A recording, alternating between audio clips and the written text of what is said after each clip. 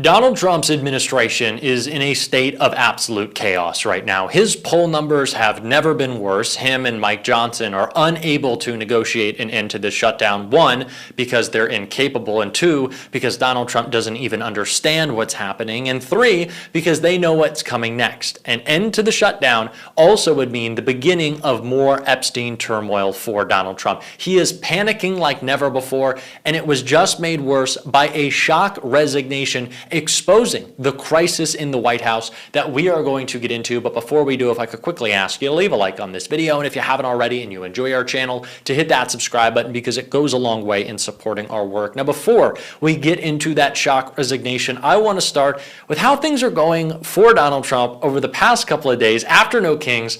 It's really not great, but it was broken down by someone who it brings me a lot of joy to hear mock Donald Trump, and that's Jamie Raskin right here. Totally positive, totally patriotic, and totally supportive of us getting the American government back in business again, reopening and supporting the healthcare of the American people and supporting the federal workforce. And, you know, I kicked off by saying that Speaker Johnson was talking about a Hate America rally, but that one had already taken place on January 6th, 2021, when Trump incited a mob of insurrectionists who violently assaulted our police officers, wounding and injuring more than 140 of them in order to overturn a presidential election. He lost by more than 7 million votes. That's what a Hate America rally looks like. This is what a Love America movement looks like. And that's why they've been trashing it for weeks now, because they know that millions of Americans are standing up against their authoritarianism.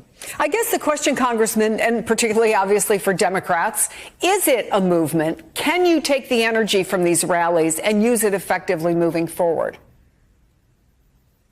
Yeah, well, that's the question, but I think it was answered on Saturday. I mean, this is right now the largest the set of demonstrations that's ever occurred in American history. I don't know that there's ever been 7 million people who have assembled in unity against an administration that has been so determined to violate the civil rights and civil liberties of the people, usurp the powers of Congress, and trampled the Constitution, as well as shut down the U.S. government. So these are definitely movement conditions, and we have tremendous focus and unity within our party to hang tough for Medicaid for the American people, to hang tough for the monthly premium tax credits that are part of the Affordable Care Act.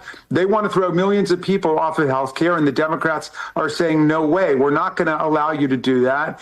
We're going to reopen the government. We're going to reestablish the health care rights of the people. We want to rehire the federal workers who've been illegally sacked, including more than 4,000 at the end of last week from 8 different agencies, including the people who are the disease trackers at the Centers for Disease Control. And we want to see sworn in Adelita Grijalva as quickly as possible so we can get America moving forward again. And then, you know, the millions of people you saw on the streets as protesters on Saturday become organizers in 2026 for us to take back Congress, even against the extreme gerrymandering of the Republican Party and all their voter suppression tricks.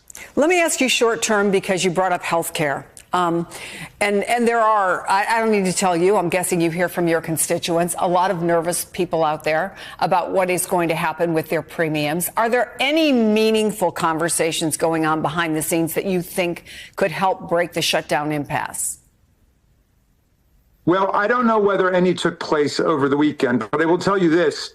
I heard from tons of people out on the road and at the protests saying that their health care is going to be going up hundreds or thousands of dollars a month because of the Republican refusal to negotiate, to reopen the government. Things could not be going worse for this administration. They really couldn't. Donald Trump's approval rating is in the gutter. He cannot win a messaging battle about the shutdown. He just keeps lying and doing AI slop that everyone is kind of just uncomfortable with. and shows kind of the demented state of the Trump brain. But we see what's happening right now. Donald Trump is just trying to use this shutdown to continue to be the most corrupt president in history by slapping tariffs that allow for insider trading, having the media distracted enough to pardon George Santos and maybe Ghislaine Maxwell. And that is why Donald Trump is being hit with a shock resignation, blowing up everything, and I want to get into it. GOP fundraiser trashes Trump's authoritarian regime in scathing resignation. A Republican fundraising strategist has revealed that he is leaving the party, saying he has finally had enough of its appeasement of Donald Trump. Miles Bruner, a former senior fundraising strategist for the Republican digital fundraising firm Campaign Solutions, wrote an essay for my colleagues at The Bulwark explaining why he is quitting the party and urged others to do the same to save the future of the country. Since Donald Trump descended that golden escalator in 2015, the Republican Party has devolved into a cult of personality that mirrors the worst authoritarian regimes of the last 100 years, he wrote. For 10 years, the GOP has waged war, an unrelenting war, on our civic institutions, the separation of powers, the foundation of the rule of law, and the very nature of truth itself. While Trump and his supporters in Congress have been the driving force behind the right's descent into despotism, it would also not have been possible without the thousands of consultants, aides, and politicos working behind the scenes to fully execute their systemic dismantling of American democratic norms. Bruner said that much of his job at Campaign Solutions revolved around drafting fundraising emails designed to out-MAGA the previous. It was routine to publish content that pushed election fraud conspiracies, stoked anti-immigrant sentiment, and sowed distrust in our institutions, he wrote. He described becoming disillusioned while working as a political coordinator for moderate California State Senator Janet Nugent. Bruner said that he tried desperately to distance the state senator from Trump during the 2016 campaign and hoped that Trump's very fine people response to the deadly far-right rally in Charlottesville, Virginia in 2017 would provide the perfect opportunity to break away. However, the state senator was reportedly unhappy with the statement her team released describing Heather Heyer, the woman struck and killed by a white supremacist during a demonstration opposing the neo-Nazis, as an American hero after she received backlash from Trump's MAGA base. The staff stressed to the state senator that the person had been indeed killed by a terrorist for protesting Nazis in her city, but that didn't matter. The text was changed, and any further condemnations of Trump or alt-right activities occurring in our district would stop, Bruner wrote. It was the first time I would have drawn the line and said, I quit, but again, I stayed. Bruner said that throughout his time in the GOP, he rationalized, compartmentalized, and found excuses to stay tethered to the party, despite his deep concern about Trump being the de facto leader of the GOP. His essay concludes with a plea for others to follow his lead, even if they fear how it might affect their careers or personal lives.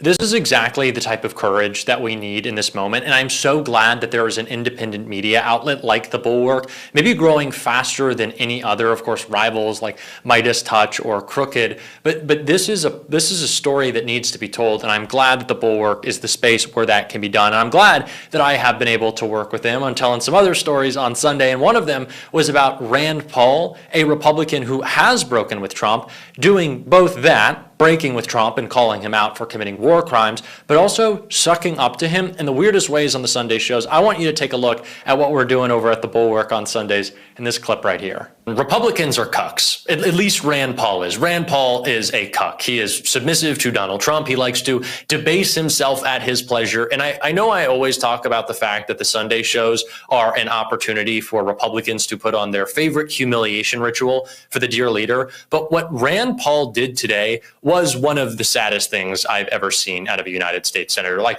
truly, truly embarrassing, especially because then he went on to criticize Donald Trump after saying, oh, dear leader, won't you give me some more? But this is some truly bad stuff that I want to get into. Donald Trump made a wild, outlandish, as he always does, ridiculous, Truth Social post about Rand Paul earlier this week that he had to respond to. And his response, again, you will get secondhand embarrassment.